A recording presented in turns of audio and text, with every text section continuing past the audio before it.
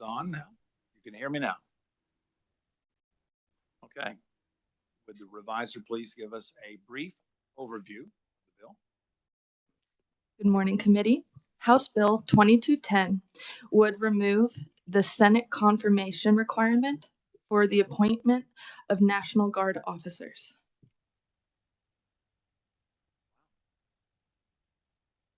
That was quick. Are there any amendments to this? Are there any discussions on this bill? Yes, Representative Dodson. I talked to Major Newhold yesterday afternoon. The question had to do with whether or not we needed to add general officer in here. So as we explain the bill, we'll certainly say that is the primary reason for doing this, but this really applies to all officers. In other words, if you're promoted to major, you sit as a captain until that slot comes open and you're approved. So currently, all of those appointments apply to officers, and that's why general officer doesn't appear in this text. Any other discussion? I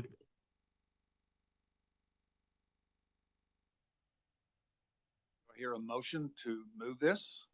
Representative Thompson. Mr. Chair, thank you. I move the committee recommend House Bill 2010 favorably for passage. Do I hear a second? Representative Hill.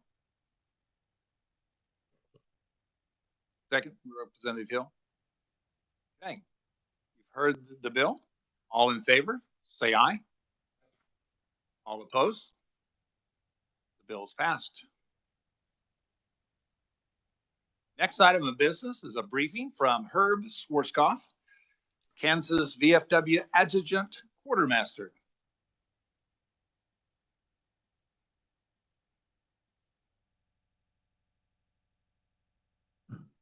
Is it on? Yeah, it's on. Before I get started, I was gonna do this later, but because of time and everything, I have here a reimbursement form for the month of January that we have to fill out to send to KCVAO to get reimbursed for our money. And I just went, and you can see we got paid yesterday and everything. I need this back because this has to be in my files, but I just want you to see what we have to do to live up to the standards of this grant program I'm going to educate you on in just a bit. So I'll start this around. That way you have a chance to amply explore it.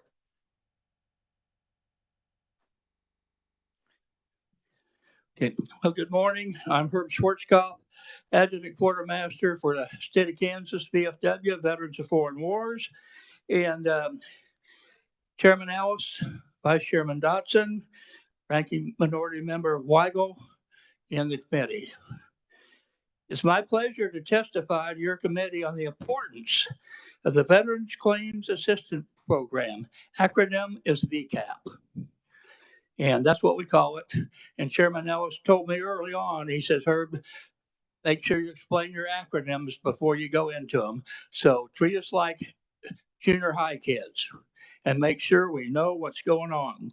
So anyhow, this is very important to the veterans of Kansas and Kansas VFW's involvement and support of this grant. It's also very important to the citizens of Kansas. The basic reason for this testimony is to educate those on this committee what the Veterans Claims Assistance Program grant is and how it is to be used, and the importance of this grant not only to Kansas veterans, but to all Kansas. I hope to show you how Kansas VFW administers their part of the grant and tries to show the state legislature they truly appreciate this grant by trying to go above and beyond what is required of us to complete our obligation to receiving this grant. The VCAP grant was started in 2006 to support VSOs, and VSOs stands for Veterans Service Organizations, American Legion, VFW, DAV, and so forth, in their ability to assist veterans in properly filing claims to the VA for service-connected disabilities. The grant is available to any VSO chartered by Congress that wants to follow the rules set forth in Kansas statute 731234. That's included in your copy, so you can see that statute. At the time of the VCAP inception to current time, only 2 Kansas VSOs have chosen to do what it takes to receive the grant, and that is the Kansas American Legion and Kansas Veterans of Foreign Wars. The original grant was for $500,000 to be split evenly between the two organizations. In the 2012 fiscal year, it dropped to $450,000 shortly into the fiscal year, and then was cut again to $400,000 to make up for shortfalls in the state income. It was restored by the state legislature to $500,000 by the end of the fiscal year. As a side note that's not in this testimony, I will tell you that I was elected interim quartermaster February 17th of 2012. I had a budget, my share, the VFW share was $225,000. A week later, we got word that we were being cut to $200,000. I didn't have enough money to finish out my payroll that year. So we went to the KCVAO and to legislators, and they helped us restore it. They saw the importance because this statute, this grant belongs to the legislature. They own it, and you are the ones that provide this money, and they wanted to see it be successful. At the present time, the grant is $700,000, which is split evenly between the American Legion and the VFW, which each receive $350,000. I'll go into my further requests in a little bit. The VFW share of this money is used to pay the wages of nationally accredited service officers and their administrative assistants in their respective offices in Wichita, Topeka, and Leavenworth, as well as keeping equipment updated and the necessary supplies, plus help pay the wages of necessary support staff and managerial staff. A reimbursement form with receipts for all expenditures must be submitted each month, and that's what's going around, so you can see what we have to do. One of the major ways for compliance for the grant is to show through the fiscal year matching funds of at least 33% of the grant amount. So at $350,000, that's $116,000, 666.67. So in a little bit, we'll look at item 4 on page 1, section A4, which is the statute. And it says the VSO will demonstrate the receipt of monetary or service support. That word service support is key, from its own organization for the Veterans Claims Assistance Program. This is where some of the figures for the matching funds come from. That also has to be submitted monthly on pages B2 and B3. I will go through those pages explicitly when we get through this testimony. This amount of matching funds necessary to satisfy the conditions of the grant, as like I said, is presently $116,000 plus.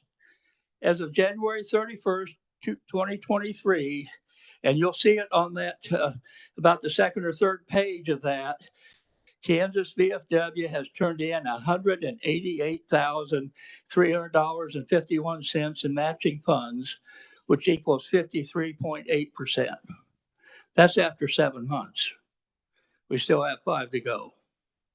By the end of the fiscal year, we will be over 100%. Fiscal year 2022, we were 183.35%, or $641,000 plus dollars. And I will explain this system to you shortly.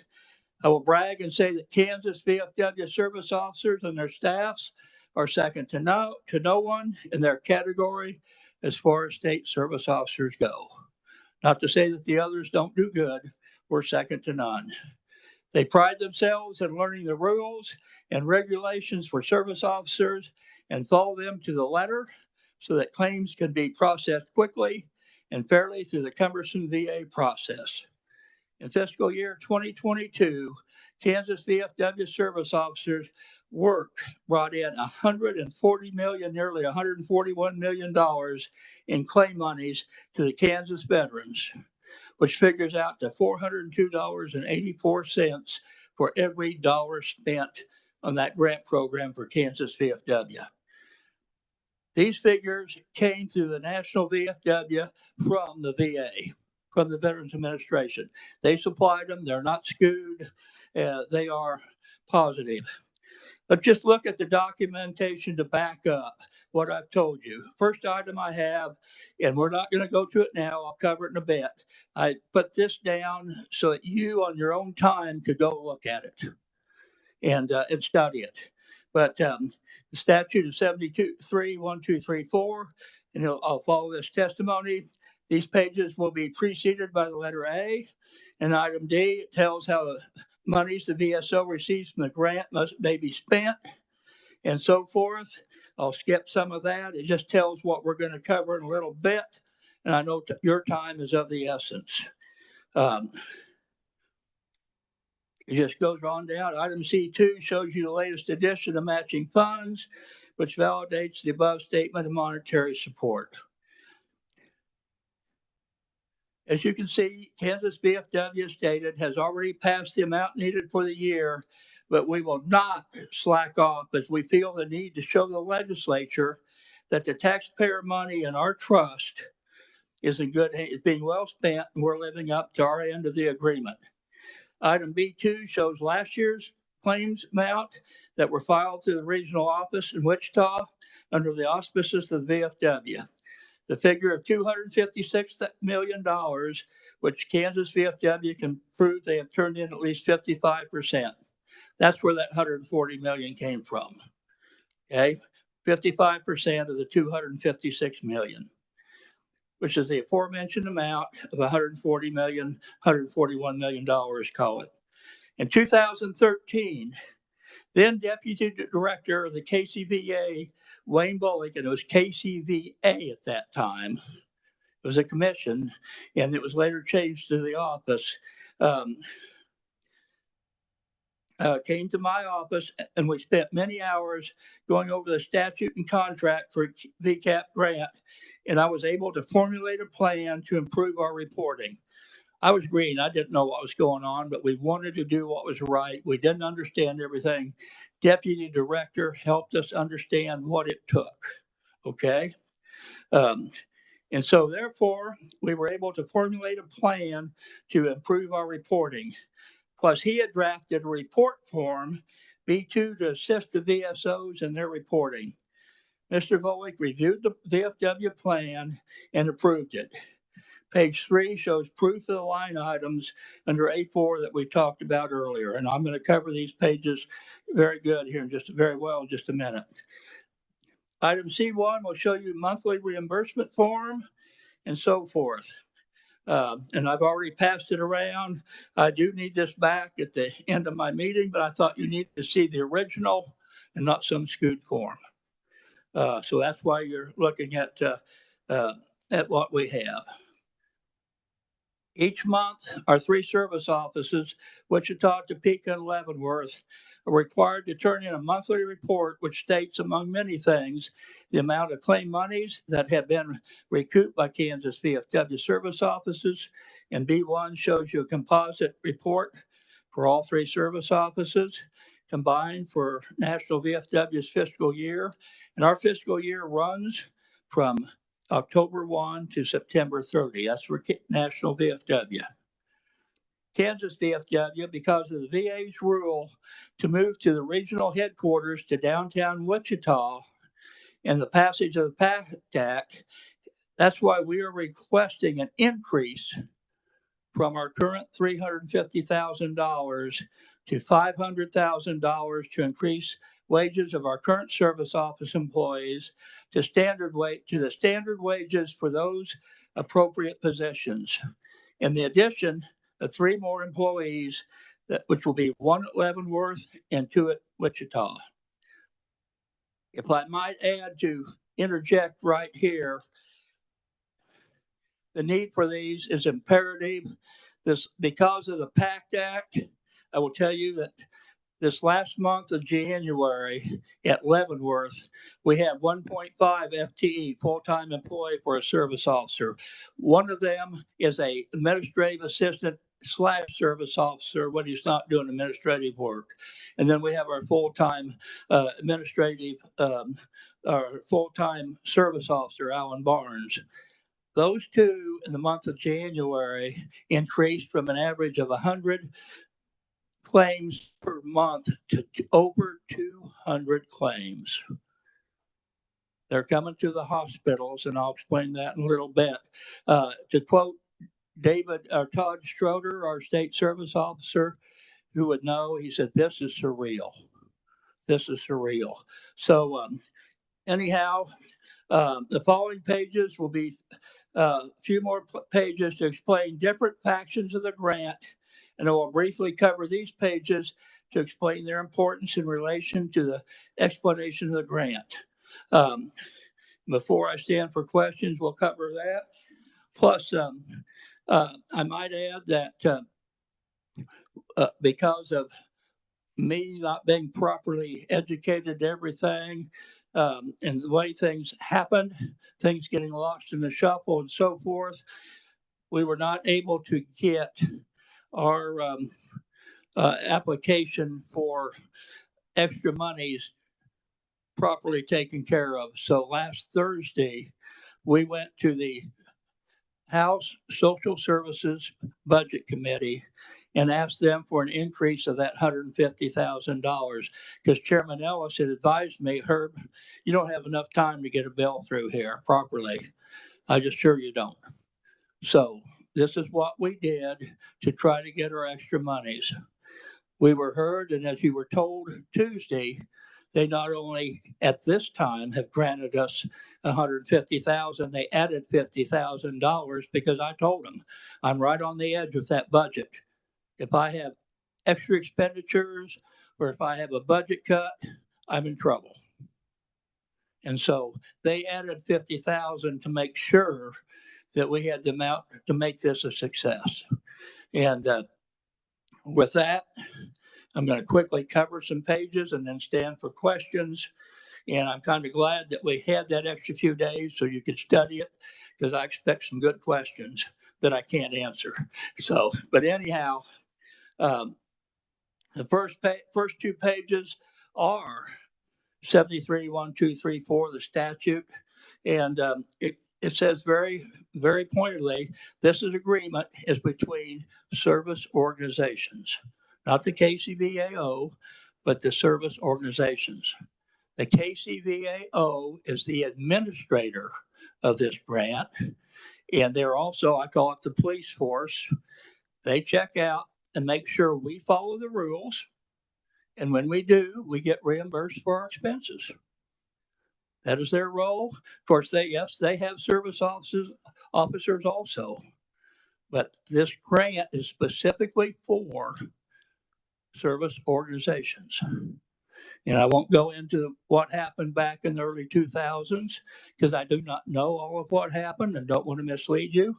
But this was started so service organizations could have their service officers. And we have done our best to follow through. You can read the different hoops we have to jump through and so forth on that. The next page I have, B1, merely shows you the amount of monies that were brought in to the regional office. And I'll also tell you that claims that are denied, the VFW is the one that handles the claim, all those appeals for claims that are denied from all the offices, to my understanding. And just a minute. Just looking to see if my man from Wichita was here, because he can better answer this than I can. Mr. Kennedy, our outreach service officer. But this money, as you see, that $256 million, we have proven that Kansas VFW does at least 55% of that. And it shows you by month for the fiscal year. And then if you drop down, it'll show you, I think, for the next month. and so forth. So I'll move on to B2, and this is our matching claims form that I have to turn in along with everything else, as you see, to KCVAO. It shows our month of January.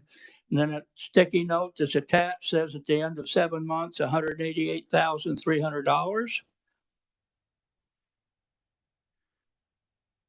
B3 shows our month of January veteran service work.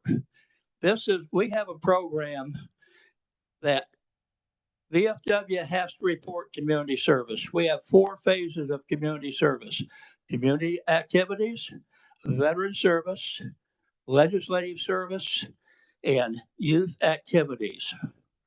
If you dig deep enough in the statutes, we probably could say we claim all 4. We do not.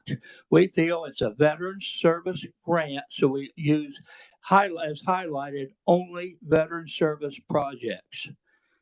Now, if we had good junior high kids in all our posts and they did their homework and each post filed what they should, this number would be a lot higher. We can't force them to. You'd like to at times, but still our numbers speak outstandingly. For the month of January, the cost of actual money spent by these posts totaled at $1,426 and change. Mileage, and we use 14 cents a mile for a mileage, which is very fair. I think you know what state reimbursement number is. We use 14 cents a mile times the mileage. It came to $2,983. And then the hours turned in. We use $10 an hour. That's an easy figure. It's a very conservative figure. The National VFW says it's closer to 30. We like 10. It's sufficient. It's easy to figure, and it does the job. So with that, we had $7,240 in kind work for our service work, as it says in the statute. The next page shows the number for the year, and this number goes from July 1st to the end of January. And if you put a calculator to this, you'll see that this is higher than what I show. And part of the reason is some of our junior high students got their work in late, and so it wasn't included in that month's deal. That will be added, the final total will be added at the end of the year. So just letting you know, if you look at that and say, boy, Schwarzkopf, there's a discrepancy there. Why? Well, the discrepancy is in our favor because it's higher than what we've turned in and so forth. So that's just that part. The next page is a front page of our grant that we have to do, and I think that's self-explanatory. The next page, C2, is the same thing, only it adds the matching funds, and it shows that we are a plus 71,000. And I might add, well, I'm sitting here talking away, and that's what I do best. I can talk all day and say nothing. If you look at that number of the amount needed for the $150,000 additional I asked for was, which would make it 500,000, would be 166,000. 666.67, and you can see we've already surpassed that. So we have what we're asking for, we can cover easily. Okay. If we get that extra $50,000, that comes to about 181,000 and change. We've already covered that too. So we feel like our request is a very viable one. And when it gets to the full house, we ask for your support. And because of my being green and not knowing what's going on, we were not able to get this to the Senate. So now we're working with senators to try to get them to add it to where it needs to be when you get together at the end of the year. So they have their support. I ask you to converse with your senator friends so that that we can get this successfully passed through, because I think it's a win-win for Kansas. And I will cover just a little bit more and then stand for questions. The last page, and I want to fully clarify this. I have highlighted different things that KCVO has 22 service officers. VFW has 7, that is 4 full-time and 3 part-time. And the American Legion has 4, maybe 5, and so forth.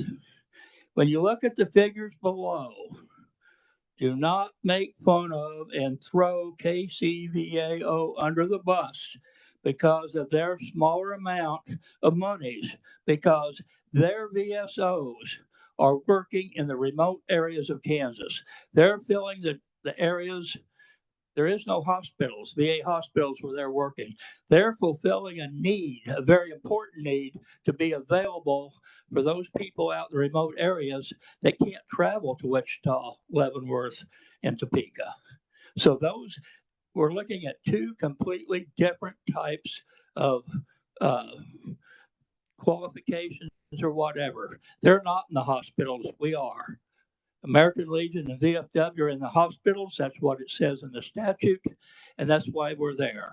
That's where, especially the larger cities, that's where they're coming. They're beating down our doors. Like I said, double the workload in Leavenworth and everything else. That's why I'm asking for more service officers. Plus, when they open the new regional office, our statute and VFW statute nationally says we will be in the regional office. We feel if we move to the regional office only, where are all the veterans going? They're going to the hospital to get checked out by their doctor, and then they're going to see us. We feel the importance to be at both places. And so that's why I've asked for 2 more there, so we can fill both places amply to take care of our veterans. And as I said, it will pay for itself because of if those claims are approved, I'm going to very conservatively estimate a minimum of $50 million more dollars coming back that would be taxable when it's spent in sales tax and stuff. That's very conservative. But I am conservative. I don't want to promise you something that I can't. Plus, there's another plus on this. The tax stamps and social services that a lot of these people are already enjoying or using, they may not be eligible for anymore because they've received enough money to take them out of that bracket. And so it's giving relief to our tax stamp program and other programs that social services offers. So I've talked long enough. It's your turn. Please ask me questions. I'll do my best to answer them. I'm not authority on the work done by the service officers. I merely hire them and oversee the program. With that, shoot away, please. Thank you, Herb. Are there questions? Yes, Representative Johnson. Thank you, Mr. Chair. Sir, did you teach school? What? I'm asking if you taught school because I have taught school 7th grade through 12th. And your comment about the junior high boys not turning in their homework is so spot on. I got that from Mr. Ellis, but my dad was a school teacher and administrator. And when he, in his heyday, he was, Kansas had superintendent of schools that were elected, and in the courthouse, he was a principal, and he taught 8 full classes. He taught all the social science and math classes, plus was administrator on top of it. In 1958, he got $4,200. Well, I look forward to sharing that comment because I think it's hilarious. I think it's great. Thank you so much, sir. You're welcome. Any other questions? Please.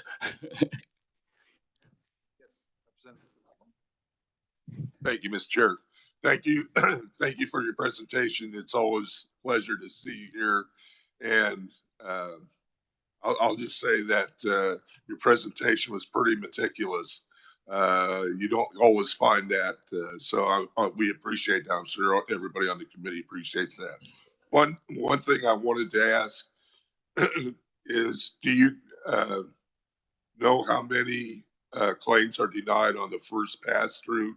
Do you have that information? I do not, sir. And a lot of times it just depends on the quality of the claim. And my service officers have told me that, of course, they never tell this to their client. They'll say more often than not, the claims that they think are a slam dunk are the ones that get denied. So that makes their appeal that much easier. But again, and since you brought that up on the appeal system, it's just rumor, but we hear rumor that maybe a legal firm is trying to get in to handle the appeals. We would oppose this because right now, as said in the statute, there is no charge to the veteran for our claim. If you involve a law firm and they say their work is pro bono, they still get paid by the VA from a pool, and that money for that pool comes from a certain percent of that veteran's checks that they appealed for. So they're still getting paid out of that veteran's paycheck. If we do the appeal, they still get the full batch. Very good. Would it be possible to see if you could figure out how many are denied on the first pass through? I mean, is that something that could be done? No. I have, this is Michael Ogle. He is our administrative assistant / service officer here in Topeka. He was hired in October. Michael, would you like to try to address that? Come to the mic, please. And please introduce yourself and tell me what you are, your position. Sure, I'm an administrative assistant and service officer for the VFW in Topeka, Kansas. My name is Michael Ogle.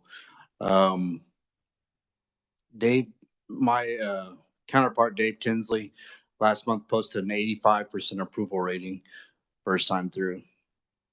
So it's about 85% of our claims get approved the first time go. Okay. Thank you, Herb. Appreciate it. Plus, like I say, another concern from Alan Barnes and Harry Schwartz up in Leavenworth. They were putting claims so fast, they did not want their quality to drop and everything else. But at the same time, they were working overtime to fill the needs of the veterans there in the Leavenworth area. And that's why I've asked for another service officer there. And I might add, if the House and Senate approve this and the governor signs it, when they do, we've agreed at the VFW that we're going to go out and hire them. We're not going to wait till July 1st for the fiscal year. We're going to spend our own money. Somehow we're going to come up with it, hire them then. So on July 1st, they'll have their accreditation and have their feet wet and be ready to go full time. So we're going to spend our own money. If you're willing to work with us that way, we're going to work. It's all for the veteran. And that's what we're going to do. Any other? Yes, Representative Dodson. Just a couple of things. You may know that this federal bill that was just passed that helps veterans get over kind of medical details that come from burn pits and so on. Good bill. There's a couple of places that were left out. One was Kosovo. And Bill Turner is going back to a meeting and he told me he would address that. So if you discover there's other regions of conflict that we need to address, just let us know so we can take care of that. The real question is that I wanted everybody to know is how long does the grant last and when do you have to next apply and kind of what's the lead time on that? Each is 1 year, and we've applied for $500,000 for fiscal year 24. It's a 1-year grant, and we have to reapply every year, and our amount is for us only.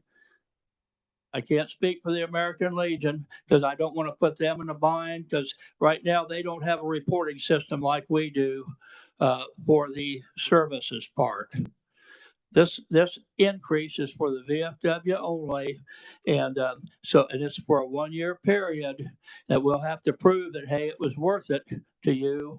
But our proviso we asked for was for a 2-year period for that amount, and if we get that extra $50,000, they'll be greatly appreciated. It will not go to waste. And I might add, if we have leftover, we have a great history with KCVAO, KCVA, and then KCVAO. I can't tell you what year, but National VFW went and bought us a bunch of equipment that we had budgeted to buy. We had excess money, so I got with Wayne Bullock, and we wrote a check to KCVAO for $20,000 to pay for their training and hotel rooms and stuff for their training to fill out so we could expend our full amount. A few years ago, I wrote a check for over $9,000 that we had extra money that all we hadn't planned on. We usually have budgeted to the penny and then have to spend our own. That year we had a little excess because of certain reasons. And so we wrote a check for that. About 2 years ago, we were facing a budget cut, and Eric Rollator says, VCAP is not going to get cut. It's too important. So the KCVAO absorbed that cut into their own. They got reimbursed the next year, but still they worked a year short dollar wise, just so we could keep our grant. So we worked together very, very well. And they've assisted us in that. We help each other. And that's why this is so important. This request is for the VFW only, because we know I can't speak for what the American Legion needs, nor would I try.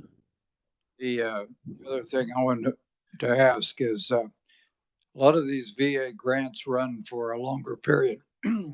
I've had a couple of these for 5 years, and then it's not so much of an administrative burden to continue to reapply. So you reapply usually in the 4th year and roll it over the next 5.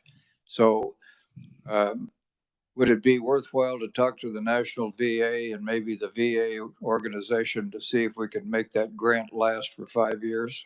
Well, this grant is through the legislature, state of Kansas, not the VA. And you're the ones that control that.